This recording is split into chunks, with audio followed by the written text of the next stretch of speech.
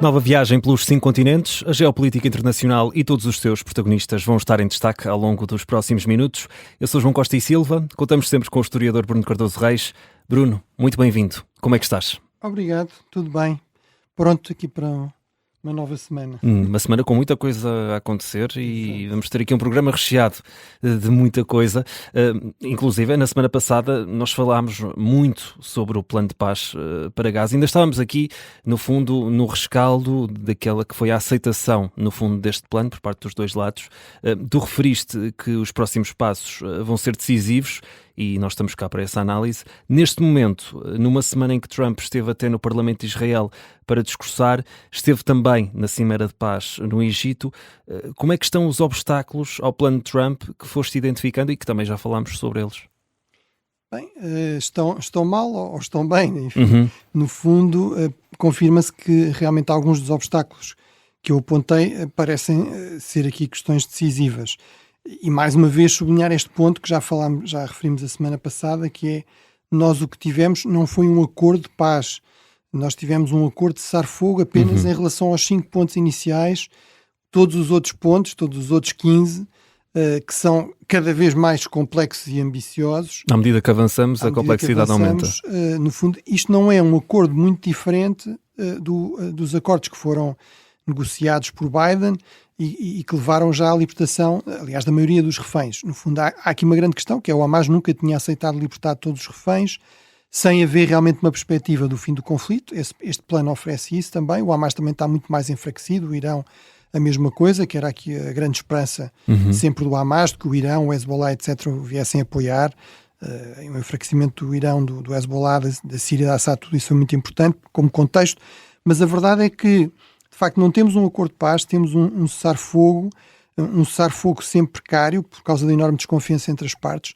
Confirmou-se uma coisa que eu também antecipei um pouco, que é, mesmo em relação a esta primeira parte, à questão, por exemplo, dos cadáveres, dos reféns, é crível que realmente haja dificuldades em recuperar todos os cadáveres, dado a enorme destruição que existe em Gaza, escombros por todo lado. Eu acho que já é mais difícil de acreditar que o Hamas não saiba realmente onde é que estão, pelo menos tenha uma ideia. Outra coisa é não os conseguir tirar porque não tem equipamento. Portanto, parece ser nesse ponto que se está agora, ou seja, o Hamas, no fundo, a dizer onde é que acha que estarão os cadáveres e haver aqui, no fundo, um esforço depois com equipamento adequado para os recuperar. Mas essa é desde logo uma dificuldade, está já a ser usado pelos setores que sempre só puseram o acordo em Israel para dizer isto não é sério e, portanto, a mais não está de boa fé, temos de acabar com o cessar-fogo, regressar à guerra.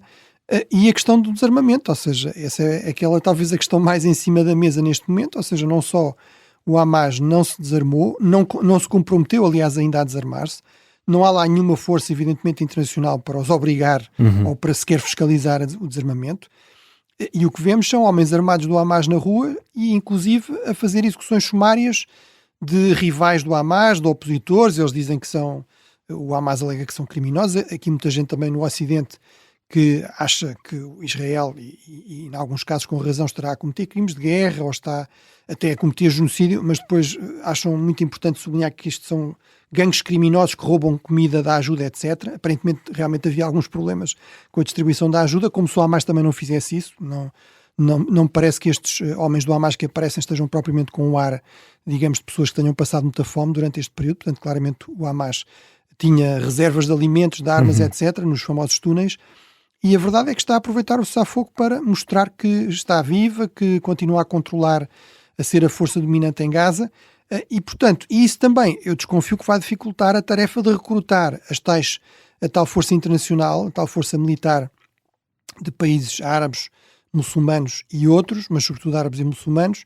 Temos ouvido falar de países tão distantes como a Indonésia, também o Paquistão, mas a verdade é que, por exemplo, do Egito não temos ouvido falar tanto, que seria aqui um ator crucial, mas a verdade é que esses obstáculos para já parecem ser os fundamentais, mas obviamente temos todos os outros, desde logo esta ideia de que como é que se vai reformar uma autoridade palestiniana ou estabelecer um diálogo político quando o governo de Israel recusa essa ideia. A questão da soberania permanece um bocadinho longe quando ainda há tantos pontos por resolver, não é? Sim, eu diria que estamos tão longe como estávamos há um mês atrás de ter um Estado palestiniano plenamente soberano.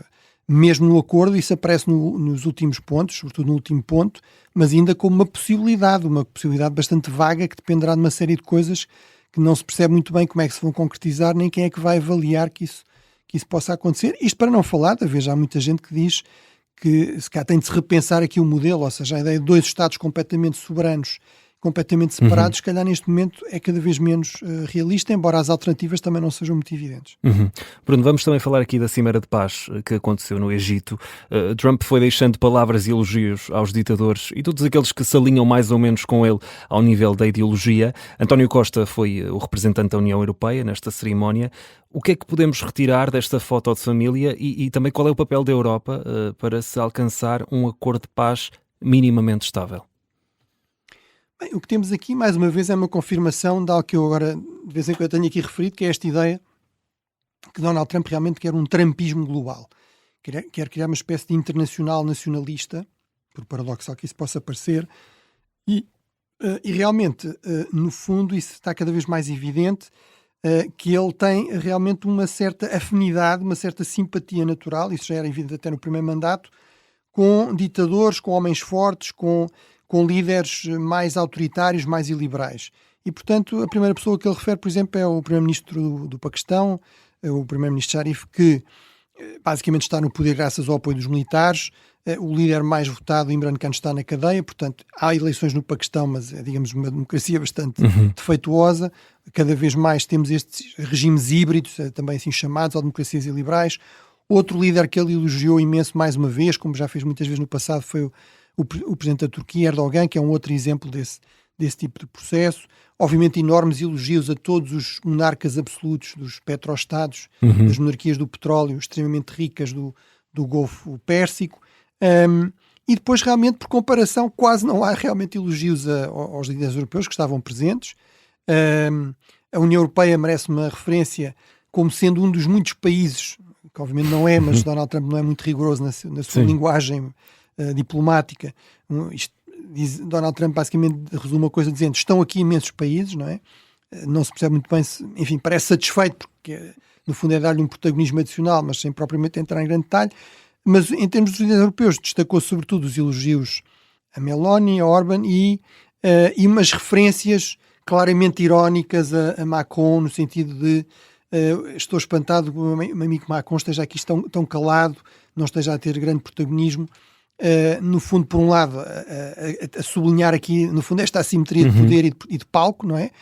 Obviamente isto é no Egito, o normal seria ser o presidente egípcio a ter aqui eventualmente o principal protagonismo, mas rapidamente o presidente Sisi, que também é muito elogiado, é um outro líder militar que chegou ao poder através de um golpe, etc., que Trump elogia muito, mas dá rapidamente o palco a Trump, que se transforma em mestre de cerimónias, e, portanto, mas aqui há claramente, digamos, uma crítica implícita ao protagonismo que a França foi tendo neste processo, nomeadamente promovendo aquele processo de reconhecimento da Palestina. Mas, portanto, eu diria que a lição a tirar daqui é que realmente, para quem ainda tivesse dúvidas, sobretudo neste segundo mandato, ainda mais do que no primeiro,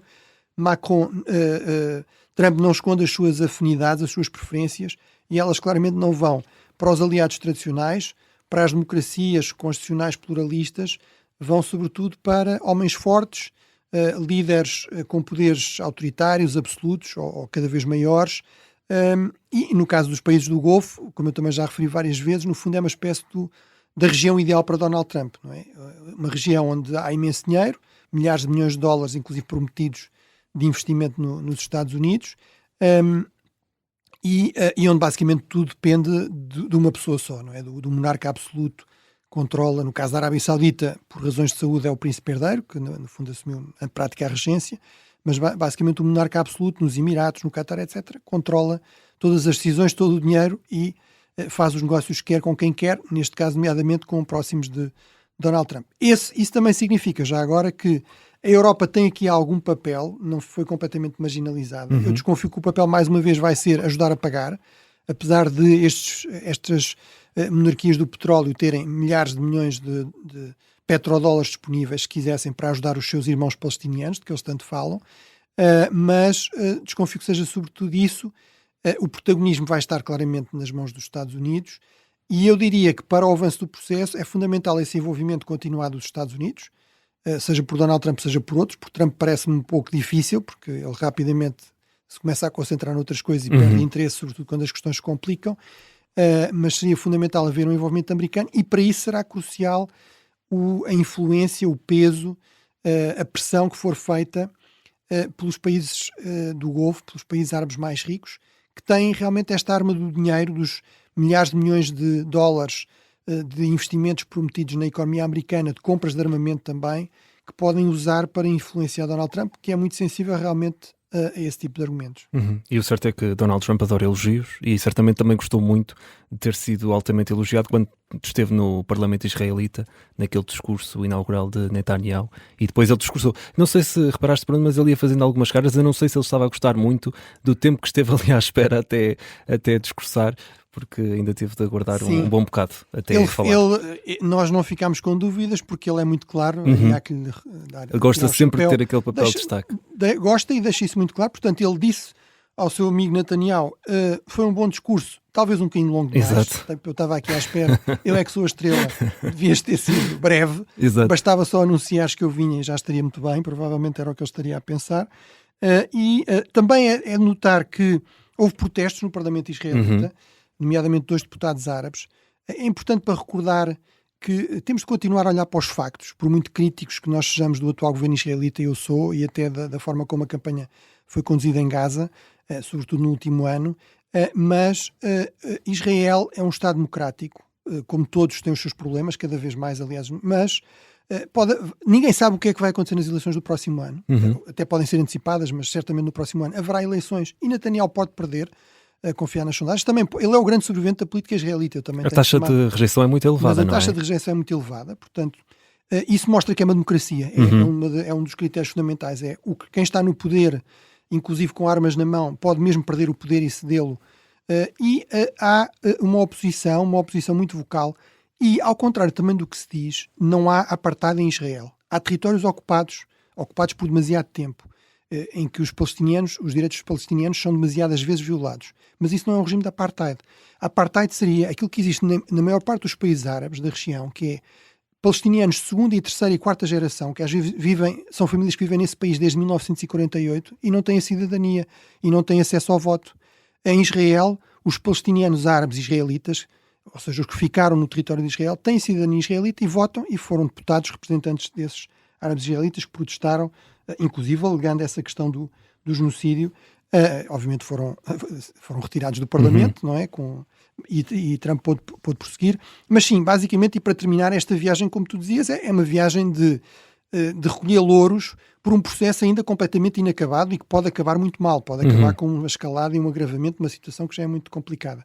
Mas a verdade é que Trump, lá está, tem sempre muita pressa em colher louros, é muito aquilo que lhe interessa, sobretudo na política, é a dimensão mediática, e é muito hábil nisso, e portanto aquilo que lhe interessou foi, antes que as coisas corram mal, vou já colher louros, quer no Egito, quer aqui em Israel, sendo que isto também na política interna americana tem alguma importância, porque embora muitos judeus norte-americanos, também ao contrário do que se diz, sejam muito críticos de Israel, do governo de Israel atualmente, há um setor muito importante da direita americana que é cada vez mais próxima da direita israelita, inclusive muitos dos chamados evangélicos sionistas que associam o Estado de Israel à vinda do Messias, etc.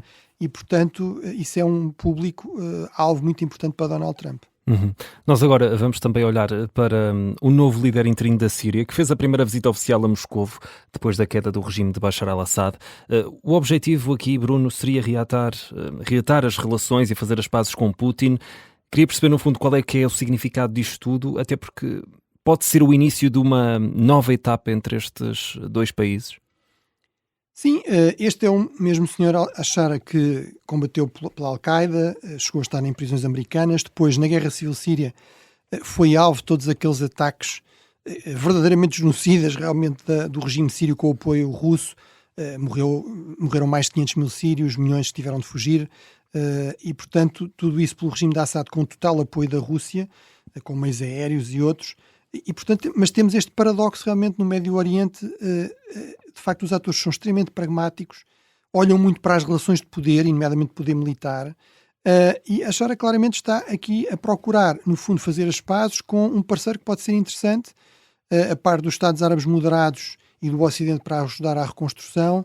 Em termos militares, em termos de, nomeadamente, contrabalançar o poder de Israel, a questão da Rússia pode ser interessante.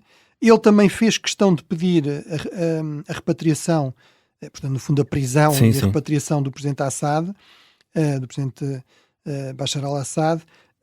Isso aparentemente não avançou, mas eu não me espantaria que ele continuasse bastante desaparecido, porque para a Rússia, obviamente, o que interessa é manter a grande base aérea, a grande base naval que tem na Síria.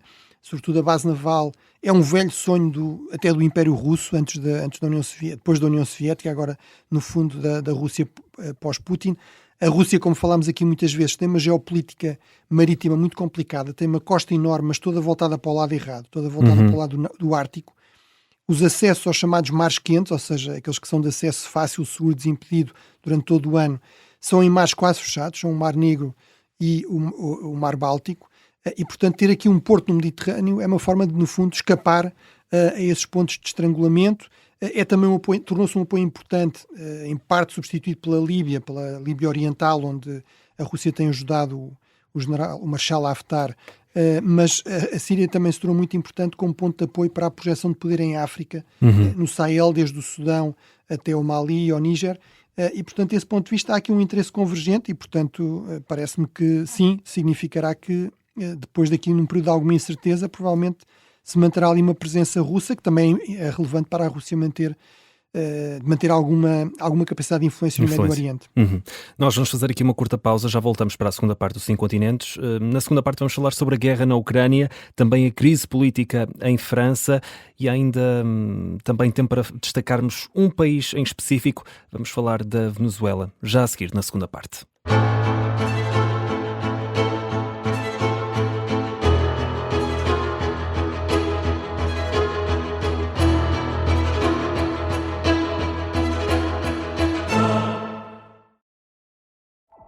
Isso foi divulgado por um senhor que é um aldrabão político, eu digo aldrabão com todas as letras, porque ele ainda está vivo.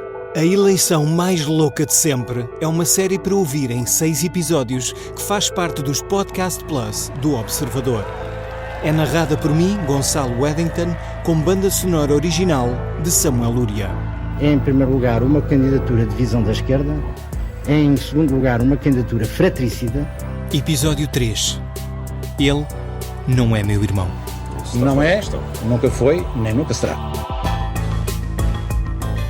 Uma história de truques sujos, acordos secretos, agressões e dúvida. Até ao fim. Os Podcast Plus do Observador têm o apoio da Kia.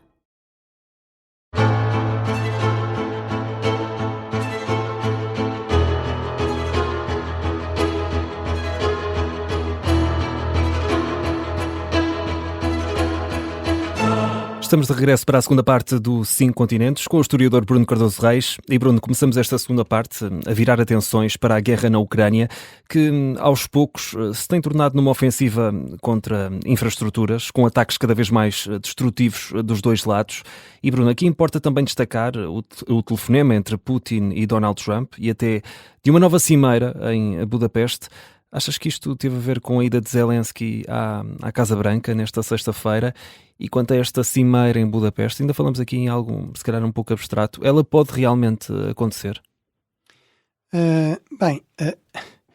Poder pode, embora tenha uma série de problemas, ou seja, desde logo há um problema prático, que é a Hungria, à partida, é um membro do Tribunal Penal Internacional, portanto está obrigada a executar um mandato de captura de Putin, embora Orbán já tenha dito que não fará isso, portanto é mais uma violação, digamos, do Estado de Direito na Hungria.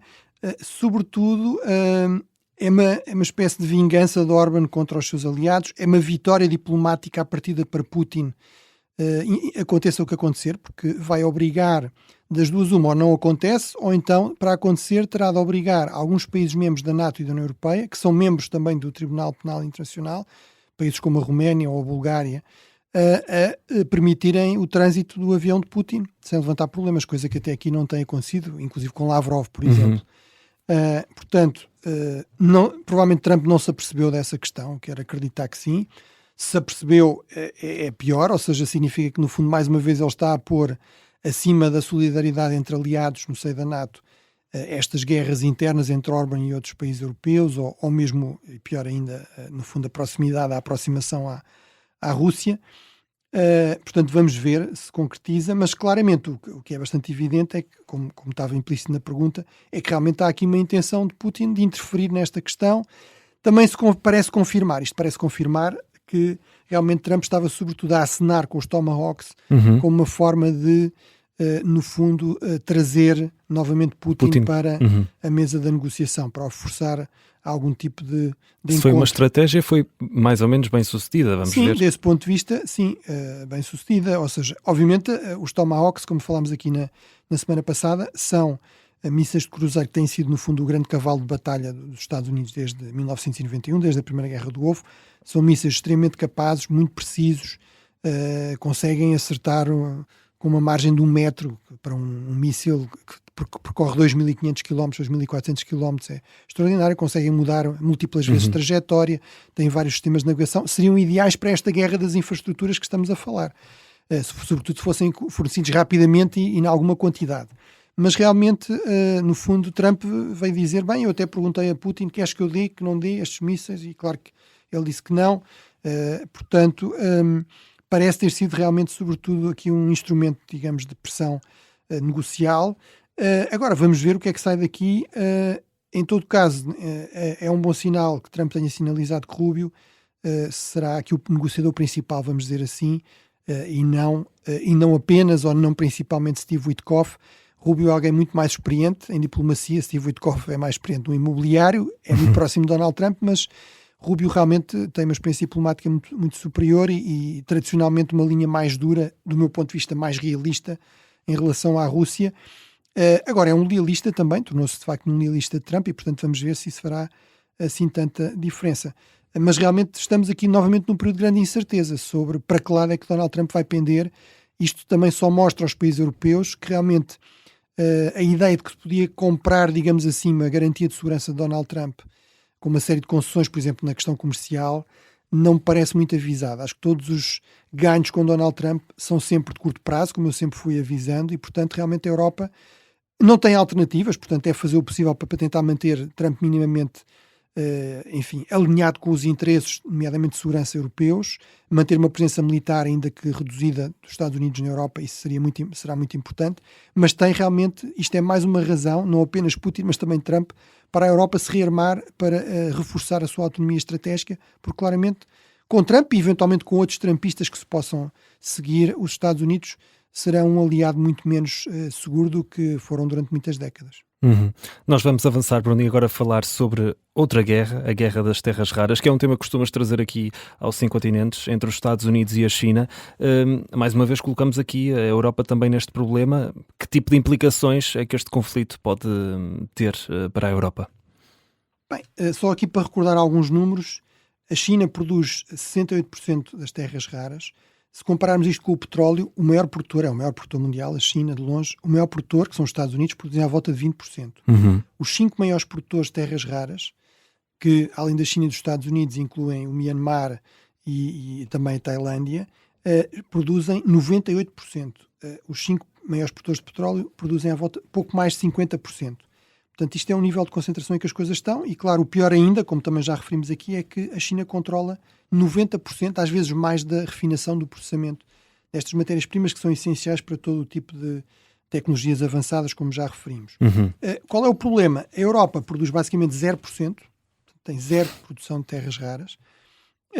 Há algumas reservas, de facto, na Suécia e na Noruega. Há uma nova legislação, uma lei em torno das matérias-primas críticas, que inclui outras, como por exemplo o lítio, onde Portugal aí aparece no mapa, portanto tem das maiores reservas da Europa. Isso tem algumas coisas de útil, essa lei, permite acelerar processos, permite financiamento facilitado com os bancos de investimento europeus, mas não há realmente dinheiro associado. E, portanto, no fundo, aqui é sublinhar este ponto, que esta é das guerras mais importantes, não sendo uma guerra, digamos, com mortos, Sim. mas esta é das guerras mais importantes atualmente. Isto mostra que a China, neste momento, tem instrumentos de coerção económica que só os Estados Unidos é que tiveram desde 1945. Mais nenhuma potência tinha instrumentos desse tipo Agora, os Estados Unidos continuam a ter alguns, por exemplo, do que é os microchips e outras coisas, Mas a supremacia... sobretudo em coligação com aliados, inclusive europeus. Por exemplo, nos microchips, a Holanda é um país crucial porque fabrica as máquinas que produzem estes microchips mais avançados e está a restringir o acesso da China. Mas realmente a Europa aqui está, no fundo, entalada, está apanhada, é potencialmente a maior vítima desta guerra que não controla entre estas duas superpotências económicas, tecnológicas, militares. Nós podemos estar a caminhar para um mundo mais multipolar e até para um mundo eventualmente apolar, ou seja, desordem generalizada, mas para já estamos num mundo essencialmente bipolar e a forma como esta guerra está a decorrer aponta exatamente para aí. Acho que para já é evidente, a China quer aqui sobretudo mostrar que uma guerra deste tipo é terrível para todos. É extremamente destrutiva e, portanto, no fundo, o cálculo chinês parece ser que isto vai obrigar Donald Trump, apesar de não ser essa a sua inclinação, a controlar os seus piores instintos de fechamento de fronteiras, etc. E, no fundo, a consolidar aqui uma trégua, pelo menos, comercial com a China. Não avançar nesta guerra comercial. Esperemos que sim, se isso não acontecer, potencialmente desde a produção militar mais avançada, a começar pelos F-35 norte-americanos, até telemóveis, turbinas eólicas, etc., tudo isso pode rapidamente começar a deixar de ter capacidade de produção e, eventualmente, mesmo problemas sérios de manutenção, etc. A Europa estava aqui também em pano de fundo. É por lá que vamos fazer agora também uma pequena paragem. Vamos até França, Bruno, um país que continua novamente com o mesmo primeiro-ministro, Le Cornu, que agora parece que afinal fica. A semana passada estávamos aqui também a tentar perceber o que é que ia acontecer. Podemos ficar descansados ou a situação em França vai continuar, pelo menos nos próximos tempos, bastante complicada? Sim, nós realmente demos por certo, não, enfim, partimos do princípio que realmente um primeiro-ministro demitido é um primeiro-ministro demitido, ainda por cima não tinha conseguido realmente apoio parlamentar suficiente, mas realmente o que aconteceu, em certo sentido, ainda me deixa mais preocupado, ou seja, acho que não há maior sinal de completo esgotamento do presidente Macron e da sua capacidade até de recrutamento que ele seja forçado a voltar a nomear exatamente o mesmo primeiro-ministro. Aparentemente ele sobreviveu a 2 moções de censura, portanto para já teve essa grande vitória, sobreviveu uma semana, derrotou, vamos dizer assim, não tiveram vencimento 2 moções de censura. A França continua sem orçamento desde as eleições de julho de 2024, em que Macron insistiu e que ele próprio já reconhece, como vimos, que foram um erro, que só agravaram divisões e problemas de governabilidade. Criaram 3 blocos com um peso enorme da esquerda radical, da direita mais radical, que são hostis ao regime atual, abertamente, querem o fim da Quinta República, portanto não têm nenhuma vontade de chegar a qualquer compromisso construtivo. E, portanto, o preço, para já, especula-se desta sobrevivência possível de Macron e de Le Cornu, seria sacrificar a grande reforma que ele conseguiu fazer, a mais difícil e impopular, que foi a reforma das reformas. É preciso dizer, até nós aqui em Portugal temos ecos disto, a França é provavelmente o país mais generoso da Europa nesta questão. As pessoas é dos países onde as pessoas se reformam mais cedo, reformam-se aos 60 anos, às vezes até mais cedo que isso, com reformas completas, extremamente generosas. Isto tem um custo enorme. A França é o Estado que mais gasta impostos a pagar reformas, a compensar os déficits nas reformas. O sistema é declarado insustentável por todos os especialistas. No entanto, aparentemente a população francesa ainda não percebeu, ou acha que, como é a França, vai haver aqui algum tipo de milagre. E, portanto, é uma reforma extremamente impopular, mas evidentemente indispensável. E, portanto, isto só agrava as desconfianças dos mercados em relação ao déficit e à dívida francesa, que parecem estar descontrolados. De facto, é um problema também para a própria sobrevivência do regime, ou seja, se Le Cornu vier a cair rapidamente, eu acho que isso continua a ser uma possibilidade todos os dias. Também pode haver aqui um cenário do tipo Sánchez em Espanha, que é, no fundo, a sua fraqueza torna-se a sua força, ou seja, se fizer algumas cedências, pode ser que uma série de partidos que têm receio de ir para eleições, porque têm mais sondagens, acabem a apoiar. Mas mesmo isso, mesmo esse nível de pragmatismo, não tem sido muito visível. Mas, em todo caso, mesmo que ele sobreviva, se ele acabar por não sobreviver, eu acho que Macron fica seriamente em risco de ser forçado a sair. E em circunstâncias muito diferentes das de Gaulle em 1969, que saiu claramente por vontade própria, não havia gente na rua, não havia pressão, ele tinha perdido um referendo, mas era uma questão que não era assim tão relevante, e portanto acho que aí realmente o próprio regime da Quinta República fica seriamente abalado, e a França realmente não é um país qualquer, nisso os franceses têm razão, isso tem algumas vantagens também em termos de tornar os mercados um bocadinho mais cautelosos em apostas especulativas contra a França. Se quisermos uma coisa chique e por isso cara, à partida se disser lá feito em Paris ou vinho francês ou não sei o quê, isso é logo uma mais-valia enorme e portanto a França aproveita muito isso, e muito bem, mas de facto não há milagres, mesmo em França a gravidade económica continua a existir e portanto, nomeadamente como eu dizia, o déficit e a dívida pública parecem estar completamente descontrolados e não se vê jeito disso ser corrigido e portanto isso cria realmente este problema que já referimos também aqui, que é ter um país tão importante na Europa, que é a segunda maior economia europeia, tão fraco, tão fragmentado, com tantos problemas internos, realmente, à partida, torna a Europa mais fraca.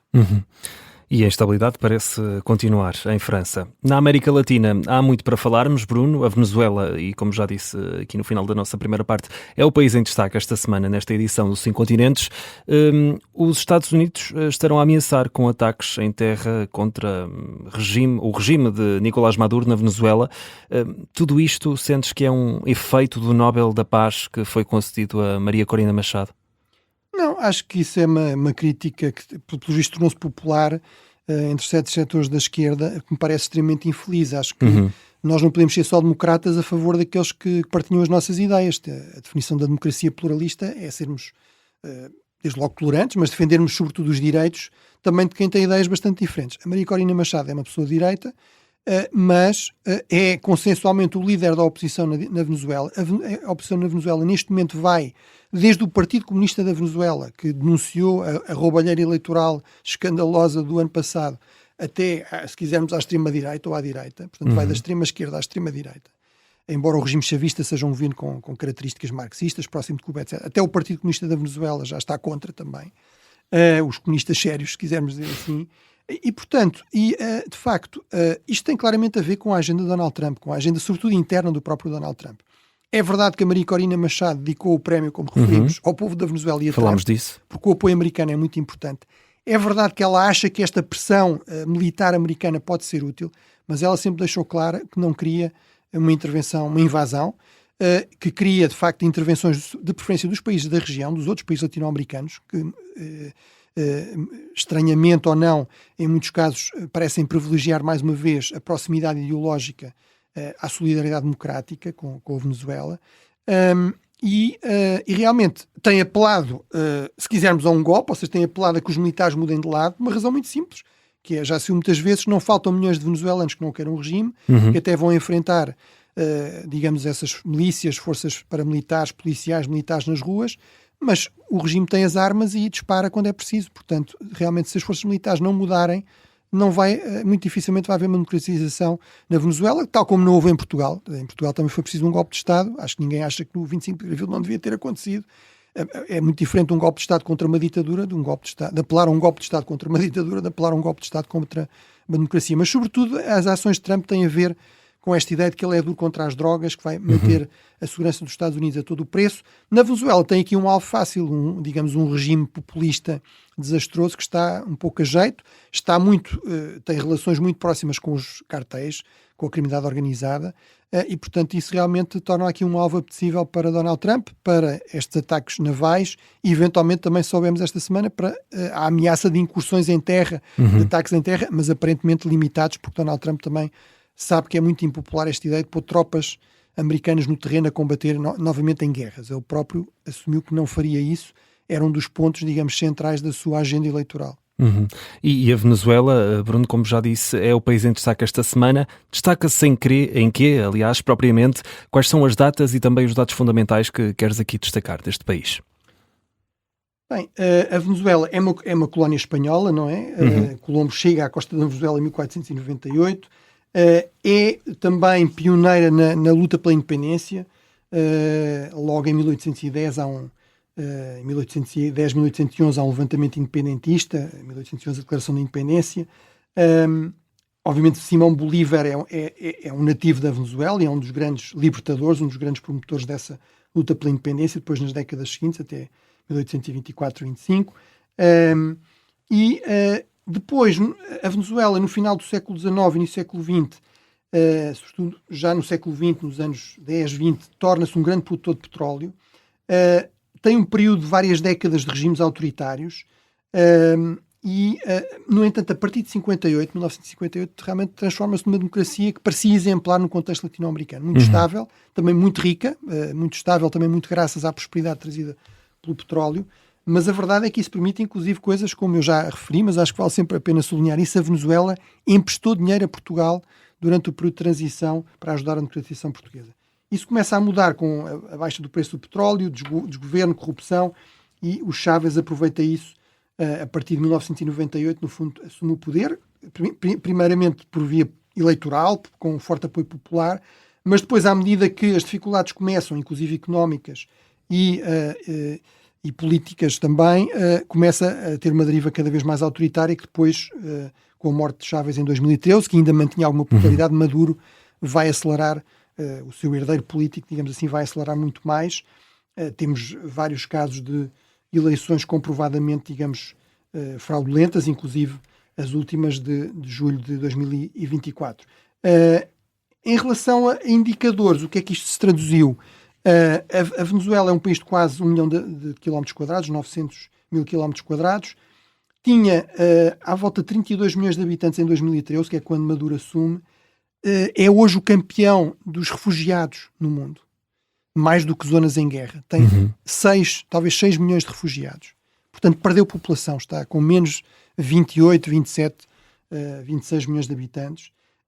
Teve um empobrecimento absolutamente brutal. Portanto, passou do segundo país mais rico da América do Sul, dos 12 da América do Sul, o Uruguai é ligeiramente mais rico, no início do século, para ser hoje o país de longe mais pobre. O petróleo está em crise, porque por causa de desinvestimento, de despedimentos também, purgas políticas, a produção de petróleo caiu talvez para 25% daquilo que era. Portanto, realmente é um exemplo acabado dos custos do populismo. É um empobrecimento brutal resultado basicamente de facto este movimento chavista começa por prometer tudo e mais alguma coisa, sem custos, sem problemas, ainda por cima com a ideia do petróleo. Ora, mesmo um país rico em petróleo claramente não consegue sustentar os milagres populistas. Esses milagres acabam por ter um custo enorme e neste caso temos conflitos políticos, temos esta migração de milhões de pessoas, inclusive muitos luso-venezuelanos, talvez 700 mil luso-venezuelanos, a maior parte deles, ou muitos deles tiveram de sair do país, porque realmente nada funciona, só há economia paralela, não há saúde, não há... Portanto, isto realmente é os custos A Venezuela é o caso, é o exemplo acabado dos custos do populismo, de se acreditar em milagres políticos, e o resultado acaba muitas vezes por ser não o milagre, não o céu, mas o inferno, nomeadamente político e económico.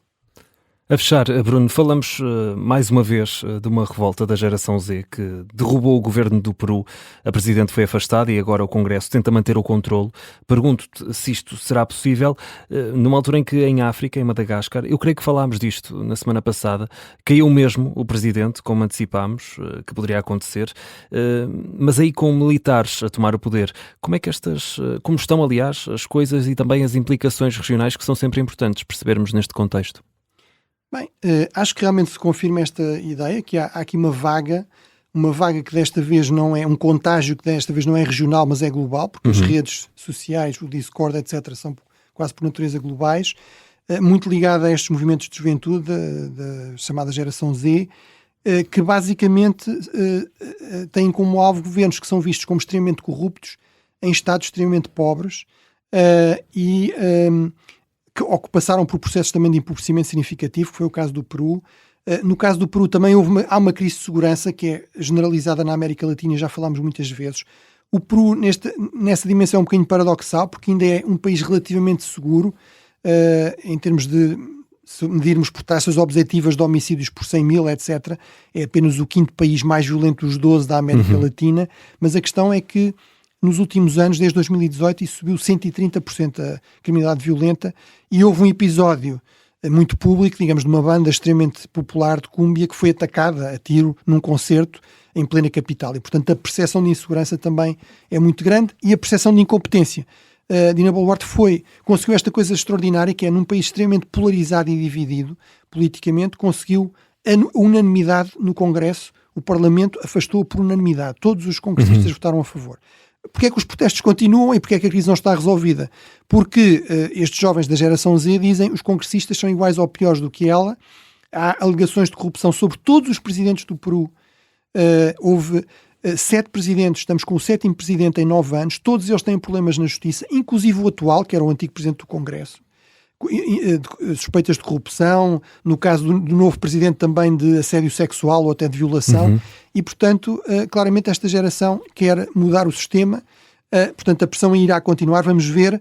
No caso de Madagascar, realmente confirmou-se, caiu o presidente anterior, o coronel-chefe da principal unidade de elite do exército malgache apoiou a revolta popular, isso foi crucial para forçar a saída do presidente, ele assumiu a presidência e promete eleições para o próximo ano, portanto um governo transitório. Vamos ver se ele concorre às eleições ou não, se as eleições serão realmente livres e justas. O problema sempre nestes processos de mudança de regime é que mudança de regime não é a mesma coisa que democratização. Em muitos casos, no passado, nós vemos um regime ditatorial dá origem a outro regime ditatorial. Veja-se, por exemplo, o caso do Irão, do Shah, que passou por uma ditadura, em muitos aspectos ainda mais repressiva, com este regime teocrático dos ayatollahs no Irão. Bruno, quase a chegar ao fim, mas temos ainda tempo, aliás, para a tua habitual recomendação. Leva-nos outra vez a falar sobre as terras raras, que já estiveram aqui em destaque. Sim, não vou acrescentar nada em relação ao que já disse, mas recomendo muito este livro, porque acho que realmente é um tema que vai estar muito em cima da mesa nos próximos semanas, meses, anos, de Guillaume Pitron, que é um especialista em geopolítica francesa. A escola francesa, aliás, de geopolítica é uma ótima escola, que vale a pena também estudar. Por acaso a edição mais recente é inglesa, portanto é uma edição revista que é preferível em certo sentido à francesa porque é mais atualizada. The Rare Metals War, The Dark Side of Clean Energy and Digital Technologies. Aqui só para sublinhar ou complementar o que eu disse, ele refere muitos daqueles números, mas o ponto é, nós pensamos que as tecnologias da transição energética, as eólicas, as baterias, os carros elétricos, tudo isso, no fundo eram tecnologias limpas.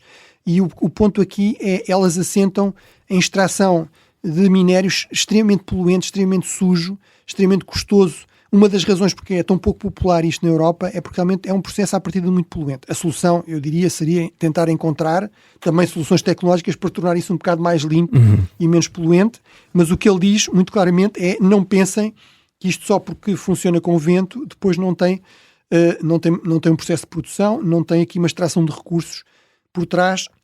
Isso é realmente incontornável e neste caso tem um custo ambiental também sério. Fica aqui a sugestão do Bruno Cardoso Reis. Bruno, quem quiser pode também enviar perguntas, dúvidas para tu responderes. ouvinte@observador.pt, envia as suas perguntas e quem sabe se no próximo programa nós estamos aqui a responder. Eu não, tu, fica do teu lado. Bruno Cardoso Reis, um abraço e até a próxima semana. Boa semana.